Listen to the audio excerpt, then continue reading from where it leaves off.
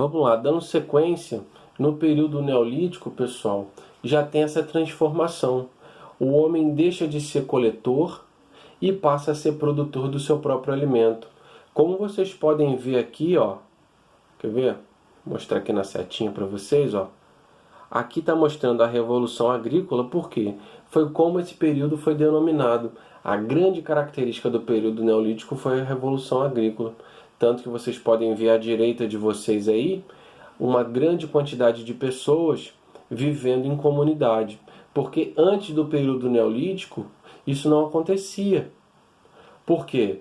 Porque o homem só se preocupava com a sua própria família em dar alimento para ele. A partir do momento em que começa a ter essa produção alimentícia mais próxima, as pessoas começam a se aproximar. Aí embaixo eu coloquei para vocês aproximadamente a data de quando aconteceu até quando que isso continuou, tá certo? Bom, uma outra idade que veio logo depois foi a fabricação dos metais. Ali, voltando naquela parte, se vocês verem lá embaixo, está mostrando que a data foi de 8.000 a.C. até 5.000 a.C. Ou seja, a partir de 5.000 a.C. começou esse período da fabricação dos metais. Tanto é verdade que esse período se caracteriza como o fim da Idade da Pedra e o início do período em que o homem começa a fabricar as suas próprias armas. Infelizmente, né? Por quê? A partir do momento que o homem percebe que esse metal podia se transformar em armas, e os povos que conseguiam dominar esse tipo de tecnologia, eles conseguiram dominar outros povos. Porque com esse tipo de armamento metálico, ele conseguia se defender e atacar ao mesmo tempo. Então olha a observação que eu coloquei para vocês. Os grupos que se destacavam na metalurgia conseguiam conquistar novos territórios e dominar outros povos. Aí embaixo eu ainda grifei para vocês, olha só, em amarelo. Essa é uma representação da produção de objetos em bronze. Observe o cenário ao fundo, mostrando a vida em comunidade, ou seja, eles já faziam em comunidade tanto para se defender quanto para atacar. Bom, a partir do momento em que essas populações começam a viver em comunidade e começam a desenvolver técnicas para melhorar cada vez mais a qualidade de vida, acontece a Revolução Urbana. O que foi essa Revolução Urbana, pessoal? Foram pequenas comunidades que se desenvolveram e diversificaram as suas atividades. A partir disso daí, o comércio começa a ganhar grande importância. Por quê? Numa comunidade, essas comunidades arcaicas, vocês sabem que começa a haver a divisão de tarefas. O que é essa divisão de tarefa? Essa divisão acaba fazendo com que as pessoas comecem a fazer trabalhos diferenciados de acordo com o seu, vamos dizer assim, com a sua habilidade. Agora, nem todo mundo era responsável em produzir alimento. Agora também existia o rapaz, ou o homem, que era responsável apenas em produzir armamento, mas também tinha o rapaz que era responsável em produzir o alimento, o outro na construção, o outro em comercializar, ou seja, a divisão das atividades começa a acontecer. E as importâncias também.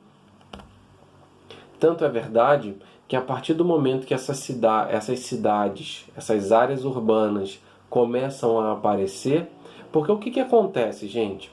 Na verdade, essas áreas consideradas urbanas, elas começam a aparecer por um único motivo. Se vocês pararem para pensar, todo mundo se concentrava por quê? Por causa do comércio. Através do comércio, o homem começa a concentrar a população, porque todo mundo ia num local combinado para poder ter esse tipo de compra, esse tipo de venda. Só que tem um porém. Uma coisa que eu não coloquei para vocês e o livro não mostra é a questão do escambo. O que é o escambo, pessoal? O escambo foi o período da troca, o período em que o homem não tinha dinheiro. Ele apenas trocava o que ele produzia pelo que o outro produzia. Mas, dando sequência, o que começou a acontecer? A partir do momento em que essas populações começaram a crescer, começaram a se proliferar em grande quantidade, acabou que se gerou muitos problemas. Por exemplo, a dependência da monocultura. Como vocês estão vendo aí, eu coloquei assim, ó, se a produção falhasse, por alguma razão, o resultado ia ser a fome, pessoal. Porque se você produz só o trigo, e aí? Se tem alguma praga, alguma coisa do tipo, como por exemplo pegar fogo, né? A população ia ficar com fome. O consumo de um único tipo de alimento também acabava gerando problemas para o organismo humano. Por exemplo, o raquitismo, né? E um outro problema é que a grande concentração de pessoas naquele período acabou levando ao surgimento de algumas pestes, como por exemplo a tifo, a cólera, a peste bubônica, a varíola e tantas outras aí. E aí eu fiz questão de colocar essa imagem para vocês, só para vocês terem essa ideia de como que o período foi complicado. Bom, nesse próximo slide eu coloquei para vocês aí o crescimento das cidades e a necessidade de uma administração. Porque vocês já ouviram falar naquele ditado que quando o gato sai, os ratos fazem a festa? Então, por exemplo, eu quando era bem mais jovem, quando vivia com os meus pais, né, no período adolescente, quando os meus pais saíam, quem que tomava conta de casa? Eu ou meu irmão? Nenhum dos dois, né? Porque nós temos a idade muito próxima, então nenhum aceitava mando do outro. E aí, nessa questão, também acontece assim, porque numa cidade com muitas cabeças pensantes, quem que ia administrar? Quem que ia dar ordem? Então, enquanto isso não foi resolvido, várias situações de conflito aconteceram. Então prestem atenção nisso, olha só. A necessidade desse tipo de organização fez surgir a instituição denominada Estado. Por quê?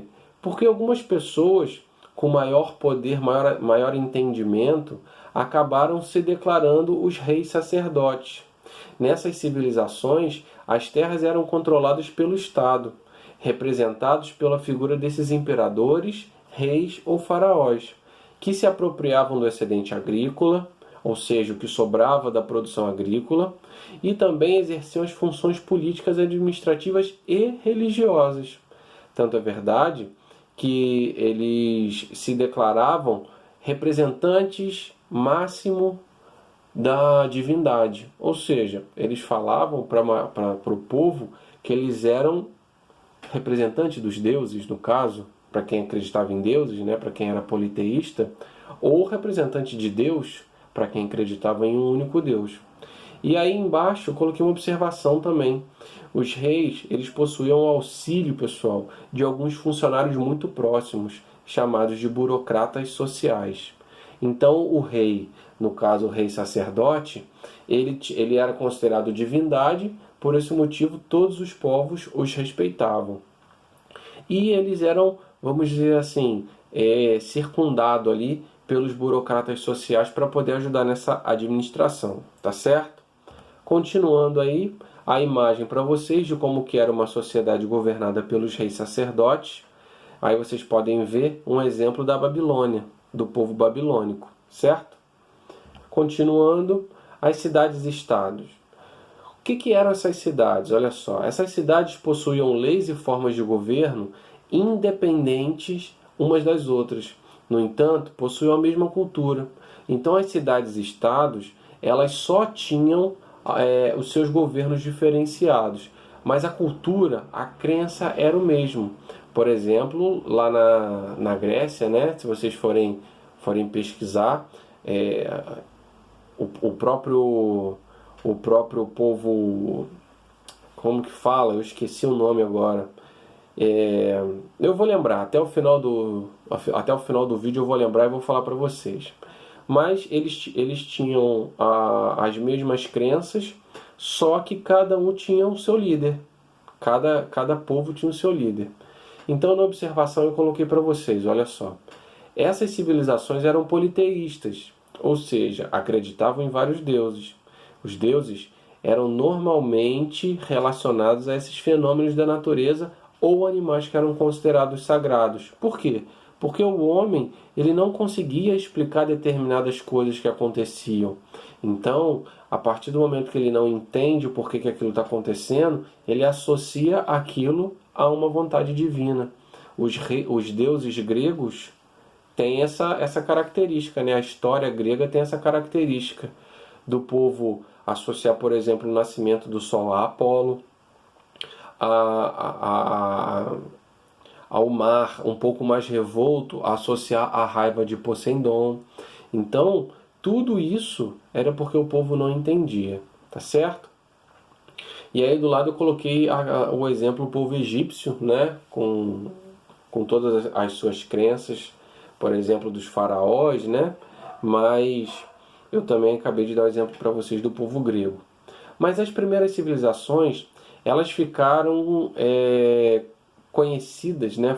Ficaram conhecidas como as cidades hidráulicas ou sociedade hidráulica. Por quê? Nada disso que eu estou falando com vocês, de concentração urbana, seria possível se o homem não conseguisse controlar essa corrente de água.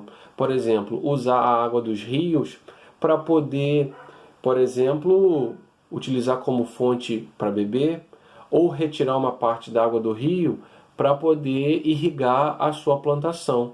Por que vocês não acreditam que o homem ficava no balde tirando água do rio para poder irrigar uma área de plantio tão grande, né? Não era assim. Então, graças a esse desenvolvimento desses canais de água que o homem desenvolveu, as populações próximas aos rios começaram a aparecer.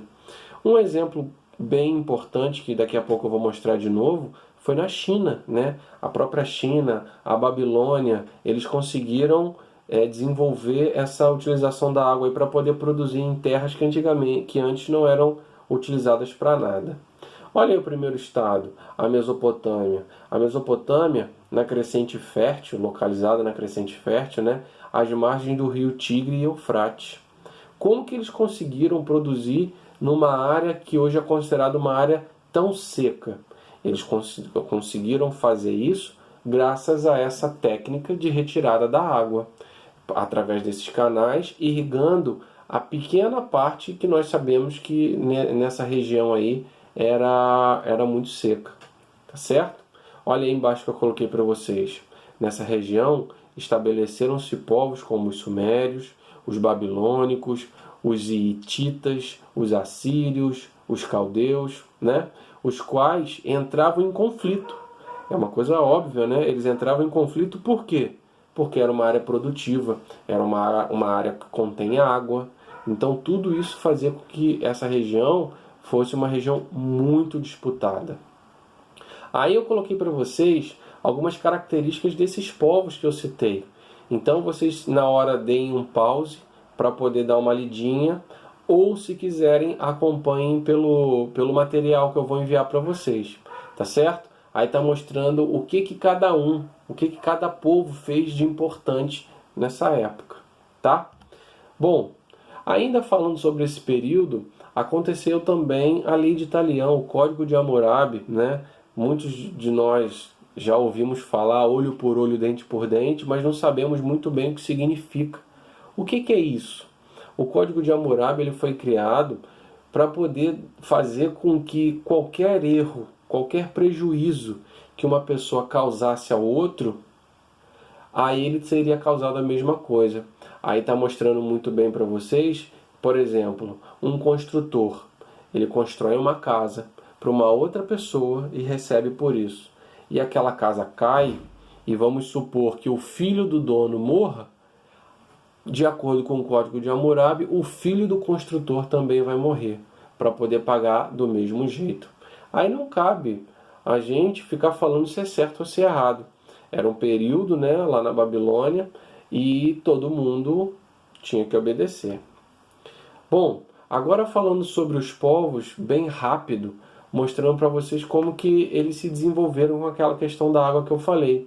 Vocês podem ver na imagem aí a população trabalhando ao redor do rio Nilo, lá no Egito, fazendo a captura da água do rio para poder fazer a irrigação nessas áreas consideradas que antes inférteis, tá? Olha aí na Índia, outra população também que se desenvolveu à base do rio Ganges. Então a população que também passou pela Revolução Agrícola, né, como todos que eu vou falar com vocês e já falei, porque eles precisavam da água para poder fazer essa irrigação, eles cultivavam principalmente o trigo e o arroz. A importância do rio Ganges é gigantesca para eles, porque era da onde eles retiravam água para todas as suas necessidades, como se banhar, beber, utilização para poder irrigar as áreas de plantio. Mas com o passar do tempo, também se transformou em um rio, graças à crença dos indianos, um rio sagrado, onde eles acreditam que ao tomar banho nesse rio, se banhar nesse rio, todos os seus pecados estavam sendo lavados. Tanto é que eles chamam de purificação espiritual. Hoje em dia não é muito aconselhável fazer isso não, porque o rio está muito poluído. Mas uma parte da população ainda continua se purificando. E na China, pessoal, para a gente poder chegar aí no final, também foi um povo que se baseou nessa retirada de água dos rios. Não sei se vocês sabem, nessas tentativas de manusear, de usar a água do rio, principalmente do Rio Amarelo, o povo chinês morreu muita gente. Porque para eles poderem fazer esses canais de água, o que acontecia? Eles tinham que fazer barragens. E a partir do momento que essas barragens, em períodos chuvosos, né, que a gente chama lá de monções de verão, nos períodos chuvosos, esse rio ele enchia demais, e aí como o povo estava muito próximo do rio, aconteciam enchentes e grande parte do povo morria, né? Então o povo chinês foi se adaptando a esses problemas e foram desenvolvendo novas características para poder continuar próximo ao rio e não sofrer esses problemas. Como vocês sabem, o principal alimento cultivado lá na China é o arroz. Bom, pessoal, chegamos ao fim. Se vocês tiverem alguma dúvida a mais, eu vou estar lá no chat ao vivo para a gente poder conversar. Obrigado!